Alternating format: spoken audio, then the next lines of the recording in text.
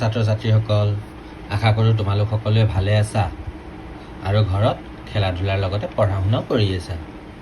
আজি আমি এটা অতিকৈ গুৰুত্বপূৰ্ণ টপিক আলোচনা কৰিবলৈ আহিছোঁ।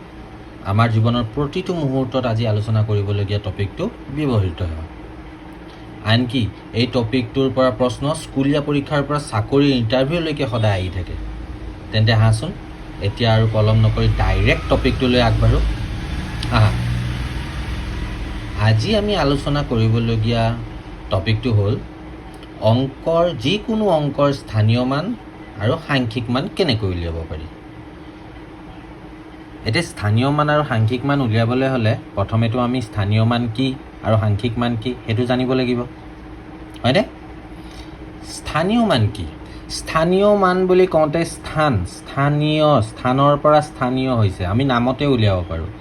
যিকোনো এটা অংকৰ স্থানৰ মানটো উলিয়াব দিছে। যেনেকৈ এতিয়া মোৰ স্থান ক'ত? মোৰ স্থান গুৱাহাটীত। মোৰ ঘৰ ক'ত? মোৰ ঘৰ গুৱাহাটীত। তেনেহ'লে মোৰ স্থানটো গুৱাহাটীত হ'ল। তোমালোকৰ স্থান কোনোবা ডিব্ৰুগড়ত থাকে, তেনেহ'লে মই ধৰি লোৱা নমিতা ডিব্ৰুগড়ত থাকে, তেনেহ'লে নমিতাৰ স্থান ক'ত হ'ল? ডিব্ৰুগড়। ধৰি লোৱা ৰাজু থাকে তোমাৰ নলবাৰীত, তেনেহ'লে ৰাজুৰ স্থান ক'ত হ'ল? নলবাৰীত, হয়নে? ধৰি লোৱা কৰবীৰ ঘৰ মায়াঙত, তেনেহ'লে কৰবীৰ স্থান ক'ত হ'ব? মায়াঙত। বুজি পাইছেনে তোমালোকে? সেইখিনিয়ে কথা। এইখিনি কথা তাৰমানে কি হ'ল? স্থানৰ মানটো। এতিয়া আমাক যদি যিকোনো এটা অংকৰ স্থানৰ মান যদি সোধে, অংকৰ স্থানৰ মান মানে কি? অংকবিলাকৰো ঘৰ থাকে, অংকবিলাকৰো ঠাই থাকে, হয়নে? আমাৰ অংক কেইটা? অংক হৈছে 10টা। 0, 1, 2, 3, 4, 5, 6, 7, 8 আৰু 9। এইকেইটাক আমি অংক বুলি কওঁ। এই অংকবিলাকেৰে গঠিত হৈ যিকোনো এটা সংখ্যা হয়। যেনে আমি 99 বুলি ক'লে তাতে 2টা অংক আছে। অংক এটাই 9, কিন্তু দুবাৰ আছে, হয়নে? যদি আমি 93 বুলি কওঁ, 9, 10, 3, তাৰমানে 9 আৰু 3, 9, 10, 3 লগ হৈ আমাৰ কি হ'ল? 93 সংখ্যাটো হ'ল। তাতে কেইটা অংক আছে? 2টা অংক আছে। তাতে 3ৰ এটা স্থান আছে, 9ৰ এটা স্থান আছে, হয়নে? তেনেহ'লে আমি অংকৰ এই স্থানকেইটাৰ নাম প্ৰথমতে জানি লওঁ, হয়নে? আমাৰ ভাৰতীয় পদ্ধতিত আমাৰ অংককেইটাৰ স্থান হ'ল, আমি সদায় অংকৰ স্থানকেইটা যিকোনো সংখ্যাৰ অংকৰ স্থান আমি সোঁফালৰ পৰা হিচাপ কৰোঁ। সেইকেইটা হ'ল একক, দশক, শতক, হাজাৰ, অযুত, লাখ, নিযুত আৰু কোটি। হ'ব? ঠিক আছে। তেনেহ'লে আমি যদি যিকোনো এটা সংখ্যা লওঁ, ধৰি লোৱা প্ৰথমতে মই একদম সৰু সংখ্যা ল'লোঁ 123। 123 বুলি যদি লিখোঁ, তেনেহ'লে মই এইমাত্ৰ যোনটো ক'লোঁ স্থানৰ ভাৰতীয় পদ্ধতিমতে কেনেকৈ হ'ব? 3টো হ'ব কি? একক, 2টো হ'ব দশক আৰু 1টো হ'ব শতক, হয়নে? হয়, ঠিক আছে। আশা কৰোঁ তোমালোকে বুজি পাইছা। স্থানীয় মানটো অকণমান উপলব্ধি হৈছে ন? আমি যেতিয়া গণিতখিনি ভালকৈ কৰিম তেতিয়া তোমালোকে আৰু ভালকৈ বুজি পাবা। ঠিক আছে, স্থানীয় মানটো বুজিলোঁ। এইবাৰ আমি শিকিম সাংখ্যিক মান। সাংখ্যিক মান মানেনো কি? সাংখ্যিক মান মানেতো আৰু সহজ। যেনেকৈ মোৰ এই চেনেলটোৰ নাম কি? লাৰ্ণিং লুম। এই লাৰ্ণিং লুম মানে কি? এই চেনেলটোৰ নাম। এতিয়া আপেল এটা দেখাৰ পিছত তাক আমি ডাইৰেক্ট নামি দি আমি গমেই পাম সেইটো আপেল। সেই আপেলটো জানো আঙুৰ হ'ব কেতিয়াবা? কেতিয়াও নহয়। ধৰি লোৱা হ'ল মোৰ নামটো হ'ল সত্যজিত। এতিয়া মোক দেখাৰ লগে লগে সদায় চবে সত্যজিত বুলিয়ে ক'ব। মোক কোনোবাই ৰাজু বুলি ক'ব জানো? মোক কোনোবাই দিগন্ত বুলি ক'ব জানো? মোক কোনোবাই অমিত বুলি ক'ব জানো? নকয়, হয়নে?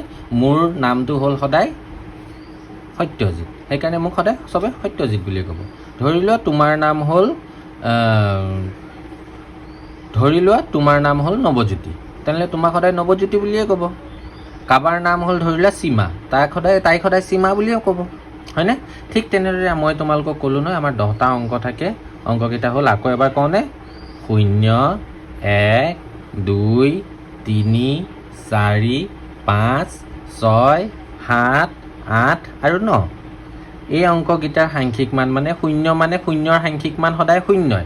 সি যোন স্থানত নাথাকক কিয়, যেতিয়া স্থানীয় মান সুধিব সেইটো বেলেগ, যদি সাংখ্যিক মান সোধে 0 মানে 0, 1 মানে 1, যোনটো সংখ্যা যোনটো অংক সেই অংকটোৰ মানটোৱে হৈছে সাংখ্যিক মান বুজি পাইছা যোনটো নাম সেই নামটোৱে তাৰ মান সাংখ্যিক মান হ'ব নৰ সাংখ্যিক মান সুধিলে কি বুলি ক'বা 9 8ৰ সাংখ্যিক মান 8 7ৰ সাংখ্যিক মান 7 হ'ব সাংখ্যিক মানটো তেনেই সহজ স্থানীয় মানটো একেবাৰে সহজ খালি আমি বুজি পালেই হ'ল যে সেই অংকটো সংখ্যাটোৰ কোনটো স্থানত আছে আমি স্থানকেইটাৰ নাম যেতিয়া জানিম মই তোমালোকক স্থানকেইটাৰ নাম ক'লোৱে নহয় একক দশক শতক স্থানকেইটাৰ নামকেইটা যেতিয়া জানিম খালি সংখ্যাৰ স্থানকেইটাৰ নাম সদায় সোঁফালৰ পৰা হিচাপ কৰিম হা সোঁফালৰ পৰা গণি আহিম যে একক দশক শতক ডাইৰেক্ট ইয়াতে শতক নাথাকে শতক থাকিলে একক আৰু দশক থাকিবই লাগিব অকল যিকোনো এটা সংখ্যাৰ একক থাকিব পাৰে বোলে দশক শতক নাই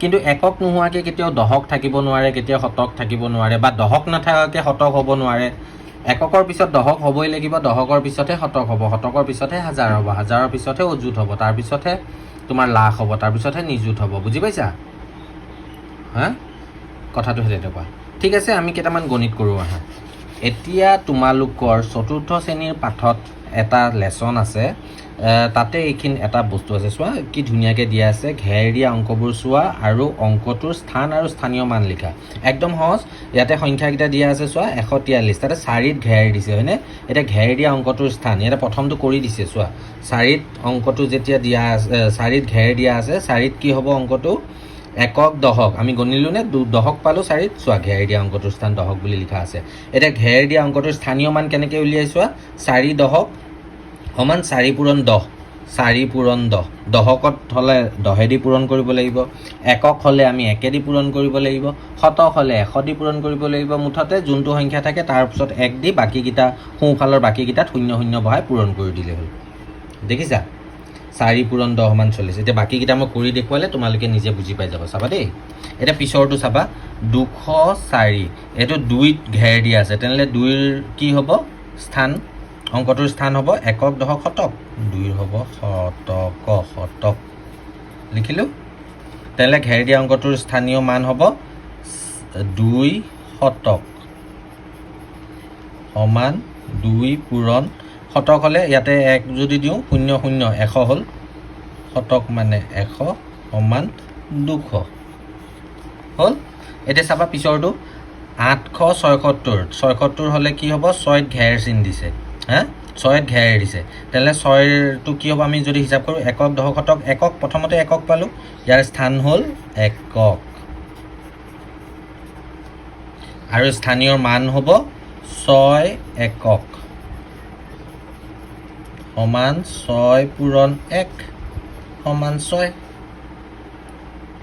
বুজি পালোঁ একেবাৰে সহজ গণিত এইখিনি তোমালোকে বাকীখিনি তোমালোকে নিজে কৰিবা কিবা নোৱাৰিলে মোক কমেণ্টত জনাবা হা ঠিক আছে আমি ইয়াৰ পিছত এইখিনি প্ৰশ্ন সদায় আহে স্থানীয় মান হিচাপে বিস্তৃতৰ ওপৰত লিখোঁ আহা কি কৈছে 405 চোৱা 4টো কি হৈছে একক দশক শতক 4টো শতকত আছে সেইকাৰণে 400 লিখিলোঁ দশকত 0 আছে সেইকাৰণে 0ই লিখিলোঁ 0ৰ লগত যিকোনো পূৰণ কৰিলোঁ 0টো আমি কিয় লিখিলোঁ যদি তোমালোকে সোধা চাবা 0টো কি আছে 0 দশক হয়নে 0 দশক মানে 0 দশক মানে আমি কিহেদি পূৰণ কৰিম 10 দি 0ক 10 দি পূৰণ কৰিলেও কি পাম 0ক পৃথিৱীৰ যিকোনো সংখ্যা দি পূৰণ কৰিলে সদায় 0ই পাওঁ হয়নে সেইকাৰণে ইয়াতে 0 বুলি লিখিছে বুজিলা আৰু একক মানে কি 5 একক সেইকাৰণে যোগ 5 এটা পিছৰটো যেতিয়া কৰি দিম তোমালোকে চাবা 810ক যদি আমি স্থানীয় মান হিচাপে বিস্তৃতৰ ওপৰত লিখিব লাগে একক দশক শতক 800ৰ পিছত 8ৰ পিছত 2টা 0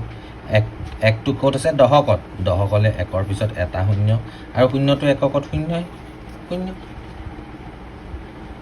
এবাৰ এইটো কৰিম চাবা 911 একক দশক শতক এই 9টো ক'ত আছে শতকত তেনেহ'লে 9ৰ পিছত 2টা 0 এইটো 1 আৰু এইটো 1 এতিয়া মাজৰ 1টো ল'লে দশকৰ 1টো ল'ম আমি দশকৰ 1টো ল'লে 1 10 আৰু এককৰ 1টো ল'লে ডাইৰেক্ট 1 বুজি পালোঁ একদম সহজ গণিত এইকেইটা গণিত যদি আমি কৰিব পাৰোঁ এইকেইটা গণিত কৰাৰ পিছত আমাৰ পৰীক্ষা আমাৰ ইণ্টাৰভিউ দিয়ালৈকে চাকৰি জীৱনৰ ইণ্টাৰভিউ দিয়ালৈকে সদায় এইকেইটা প্ৰশ্ন আহিয়ে থাকিব সেইকাৰণে এই আমাৰ আৰম্ভণিতে যদি আমাৰ খোকোজাবোৰ মৰি যায় তেনেহ'লে আমি গোটেই জীৱনটো কেতিয়াও নাপাহৰোঁ এইখিনি ক'লোঁ ঠিক আছে আজি চমুকে থ'লোঁ টপিকটো এইখিনি আছিল যি এই টপিকটোৰ মূল জানিবলগীয়া কথা আশা কৰোঁ তোমালোকে পাঠটো বুজি পাইছা আৰু যদি ভিডিঅ'টো ভাল লাগে লাইক শ্বেয়াৰ আৰু ছাবস্ক্ৰাইব কৰিব নাপাহৰিবা মই তোমালোকৰ সুবিধা হোৱাকৈ সকলো পাঠৰ ভিডিঅ' এই চেনেলটোত দি থাকিম তেন্তে আজিলৈ আহোঁ বাই বাই